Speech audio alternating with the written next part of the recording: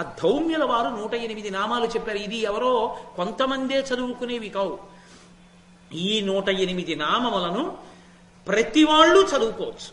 ఉదయం వేళ సూర్య భగవానుడికి ఎదురుగుండా నిలబడి ఈ నామములను చెప్పి నమస్కారం చేస్తే ఆయన అనుగ్రహించి సమస్తాన్ని ఇస్తాడు. ఆయన ఇవ్వలేనిదన్నది లేదు. అటువంటి సూర్య భగవానుడి యొక్క నామాల్ని ధౌమ్యుల వారు ధర్మరాజుకు ఉపదేశం చేసినవి. సూర్యుడు, అర్యముడు, భగుడు, త్వష్ట, పూష, అర్కుడు, సవిత, రవి, గభస్తిమంతుడు, అజుడు, కాలుడు, మృత్యువు, ధాత, ప్రభాకరుడు, భూమి, జలము, అగ్ని, ఆకాశము, వాయువు, పరాయణుడు, సోముడు, బృహస్పతి, శుక్రుడు, బుధుడు, అంగారకుడు, ఇంద్రుడు, వివస్వంతుడు, దీప్తాంశువు, శుచి, శౌరి, శనైశ్చరుడు, బ్రహ్మ, విష్ణువు, రుద్రుడు, స్కందుడు, వరుణుడు, యముడు, వైద్యుతాగ్ని, జఠరాగ్ని, ఇంధనాగ్ని, తేజస్సులకు పతి, ధర్మధ్వజుడు, వేదకర్త, వేదాంగుడు, వేదవాహనుడు, కృతము, త్రేత, ద్వాపరము, కలి, సర్వమాలాశ్రయుడు, కళ, కాష్ఠ, పక్ష, ముహూర్త, యామ, క్షణ, సంవత్సరకర, అశ్వత్థ, కాలచక్ర, విభావసు, పురుష, శాశ్వత, యోగి, వ్యక్తావ్యక్త, సనాతన,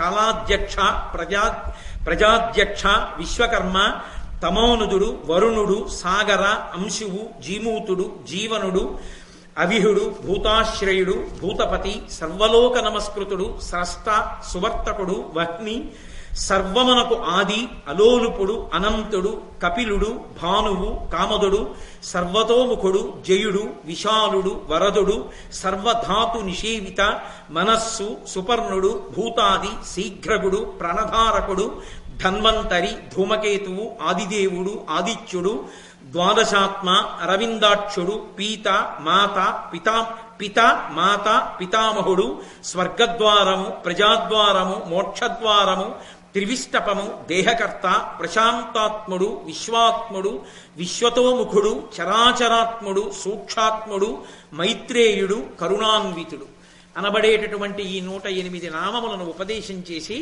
ఈ 108 నామములను నువ్వు ప్రతిరోజు గంగానది వద్ద నిలబడి సూర్య భగవానుడిని ఉద్దేశించి స్తోత్రం చేయి. దీని చేత ప్రసన్నుడైనటువంటి సూర్య భగవానుడు నిన్ను అనుగ్రహిస్తాడు. నీకు ఇంతమంది బ్రాహ్మణులకు అన్నం పెట్టగలిగిన శక్తి వస్తుంది అన్నారు. తతో యుద్ధ పరిశ్రాంతం సమరే చింతయా స్థితం రావణం చాగ్రతో దృష్ట్వా యుద్ధాయ సముపస్థితం దైవతైశ్చ సమాగమ్య ద్రష్టుమభ్యాగతోరణం ఉపాగమ్యాబ్రవీద్రామ అగస్త్యో భగవాన్ ఋషి. అగస్త్య మహర్షి వచ్చారు. ఎందుకు వచ్చారు అంటే రామరావణ యుద్ధం జరుగుతుండగా యుద్ధాన్ని చూడాలని ఎందరో దేవతలు వచ్చారు, ఎందరో గంధర్వులు వచ్చారు. అసలు ఎందరో గంధర్వులు రావడం ఏమిటి, అసలు ఎవరు ఏ లోకంలోనూ లేరు. ఇంకా అందరూ వచ్చి ఆకాశం నిండా నిండిపోయి నిలబడిపోయారు. మీకు చిత్రం ఏమిటో తెలుసా అండి? 7 రాత్రులు 7 పగళ్ళు జరిగింది. కటిక చీకట్లో ఎవరు కనపడేవారు కాదు. తళుక్ తళుక్ తళుక్ తళుక్ అని బాణాలు మెరుపులు కనపడుతుండేవి అంతే. రామరావణ యుద్ధం జరగబోతోంది కాబట్టే ఒకసారి ప్రత్యక్ష రామాయణం చెయ్యాలని ఇవాళ ఒకసారి చీకటొచ్చి వెలుతురొచ్చి చీకటొచ్చి వెలుతురొచ్చి నడిచింది. అందుకని మహానుభావుడు రామచంద్రమూర్తి ఓసారి లైవ్ టెలికాస్ట్ ఇవ్వాలనుకున్నారు. లేకపోతే రామరావణ యుద్ధం రోజునే ఎలా జరగడం ఏమిటి, ఇన్నాళ్ళు జరగకూడదా? ఇవాళే రామరావణ యుద్ధం రావాలి. అందుకని అంత ప్రచండమైనటువంటి యుద్ధం జరగాలి. అందుకని ఆ ఆదిత్య హృదయాన్ని ఉపదేశం చేస్తున్నారు. వచ్చినవాడు సామాన్యుడు కాడు. అగస్త్య మహర్షి అంటే మహానుభావుడు. మీకు అయోధ్యకాండ, అరణ్యకాండ మొదలైనవి చెప్పేటప్పుడు మీకు నేను విజ్ఞాపన చేసి ఉన్నాను. ఆయన ఎంతటి శక్తి కలిగినటువంటి వాడో, అగస్త్యుడంటే ఎటువంటి ప్రచండ పరాక్రమం ఉన్నవాడో. అరణ్యకాండలో అసలు అవతార ప్రయోజనం నెరవేరడానికి సీతారాములు ఎక్కడుండాలో ఎవ్వరూ చెప్పరు, చెప్పే వరకు వెడతాడు. ఆఖరణ ఒక ఆయన చెప్తాడు, మీరు ఆ కోణంలో వినండి వినండి అని నేను చెప్పుకుంటూ వచ్చాను. అరణ్యకాండలో ఎవరు చెప్పారు పంచవటిలో ఉండమని? అగస్త్య మహర్షి చెప్పారు. ఇప్పుడు ఎవరు వచ్చారు? ఆయనే వచ్చారు. ఆయన ఏమి ఇచ్చారు ఆ రోజున? ఇంద్రుడు నాకు ఇచ్చాడయా నీకిమ్మని రామా, ఇదిగో బ్రహ్మాస్త్రం నీకోసమే సిద్ధం చేసి ఉంచాను, దీన్ని స్వీకరించవలసింది అని ఆ రోజున బ్రహ్మాస్త్రం ఇచ్చారు రామచంద్రమూర్తికి. రామాయణం వెనకాతల ఉండి అవతార ప్రయోజనం నెరవేరడానికి అన్ని విధాలా భూమికని సిద్ధం చేసిన వారు అగస్త్య మహర్షి. సుందరకాండలో ఉన్న మొట్టమొదటి శ్లోకంలోని బీజాక్షరానికి అధిపతి అగస్త్య మహర్షి, ఉపాసనలో కూడా.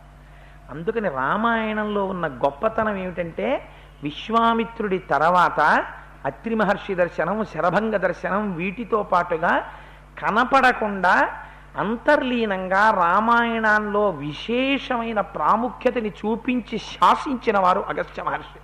ఆయన ఎప్పుడెప్పుడు కీలక ఘట్టమో అప్పుడప్పుడు తళుక్కుని మెరుస్తుంటారు. అసలు ఆ ఆశ్రమమే ఎలా ఉంటుందో మీరు విన్నారు కదా అరణ్యకాండ విన్నప్పుడు. అందుచేత ఆయన వచ్చారు. వచ్చి ఎప్పుడైతే రావణుడు దూరంగా వెళ్ళిపోయాడో, రామచంద్రమూర్తి విశ్రాంతి తీసుకుంటున్నారో గబగబా పైనుంచి కిందకి దిగారు.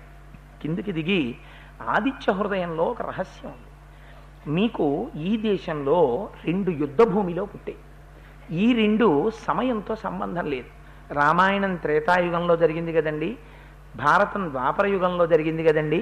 అందుకని భగవద్గీత ఇప్పటికీ పనికొస్తుందా అండి, రామాయణం పనికొస్తుందా అండి? అది అసందర్భమైన ప్రశ్న.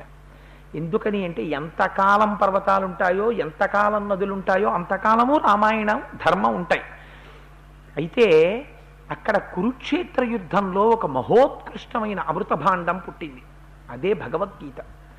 అది అర్జున విషాద యోగం వల్ల పుట్టింది. అర్జునుడు మోహాన్ని పొంది శత్రువులను చూసి ధార్మిక బుద్ధిని పొందాడు. వీళ్ళని చంపచ్చా, అయ్యయ్యో వీళ్ళని చంపితే సమాజం ఇలా అయిపోతుంది, మా తండ్రులు ఉన్నారు, మా తాతలున్నారు, వాళ్ళున్నారు, వీళ్ళున్నారు, నేను చంపడం ఏమిటి, కృష్ణ రథాన్ని వెనక్కి తీసుకెళ్ళిపో, నేను చంపలేను, నేను ఈ నిత్తుటి కూడు తినను, నేను ఈ రాజ్యం చెయ్యను అంటూ ఉంటే ఆనాడు మహానుభావుడు కృష్ణ పరమాత్మ భగవద్గీత చెప్పారు. ఆ భగవద్గీత ఆనాటి నుంచి ఈనాటికి ఏనాటికి మనందరికీ శిరోధార్యమే.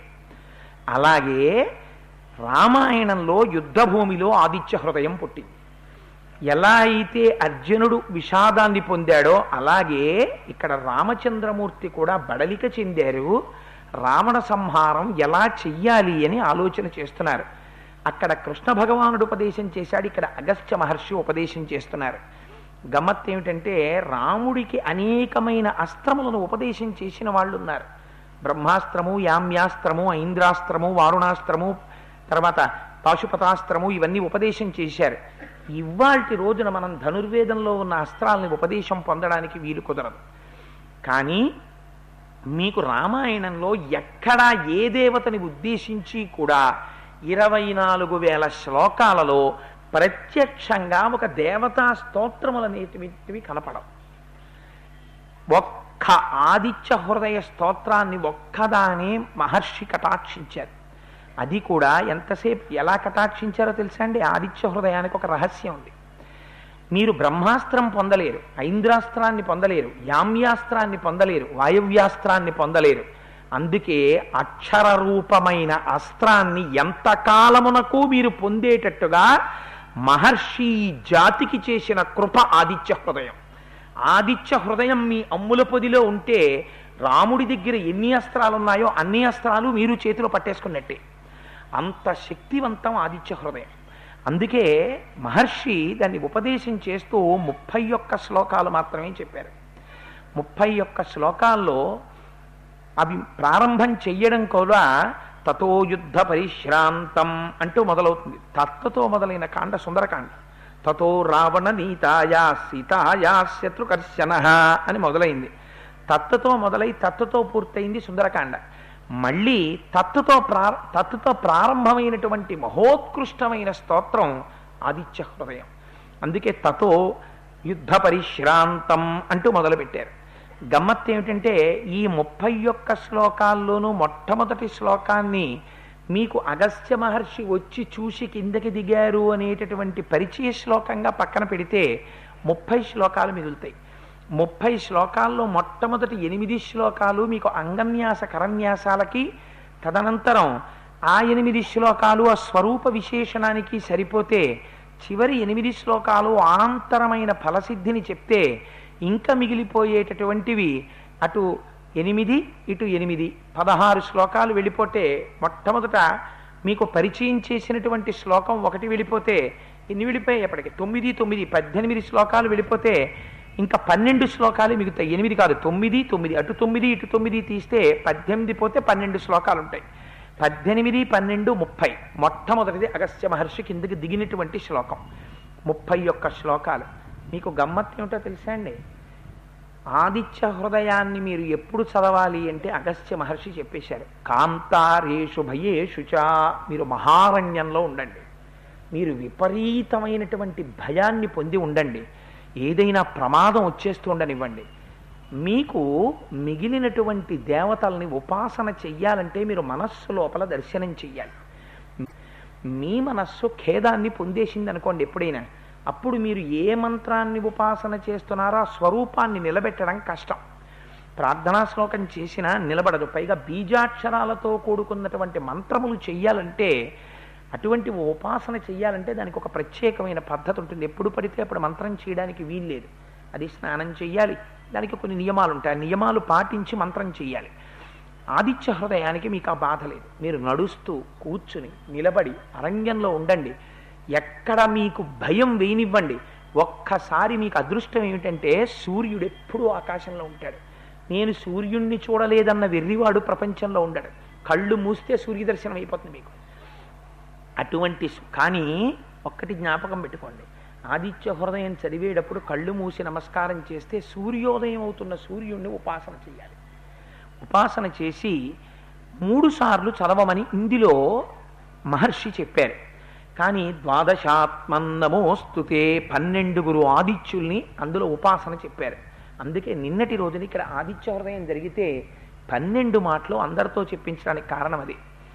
అందుకని మీకు మిగిలినటువంటి దేవతా స్వరూపాలు ఈ కంటితో చూడ్డానికి కుదరదు. ఒక్క సూర్యనారాయణమూర్తిని మాత్రం మీరు ఈ కంటితో చూడొచ్చు ఎదురుగుండా. ఈ కంటితో చూసి దర్శనం చేసి నమస్కారం చేసుకోవచ్చు. చేసేసి మీరు ఎలా ఉండండి, మీకు చాలా భయం వేసేసింది అనుకోండి, వెంటనే ఒక్కసారి కళ్ళు మూసుకుని తతో యుద్ధ పరిశ్రాంతం సమరే చింతయా స్థితం రావణంచాగ్రతో దృష్ట్వా యుద్ధాయ సముపస్థితం, తప్పులు లేకుండా 31 శ్లోకాలని కంగారుగా కాకుండా ఉచ్చారణ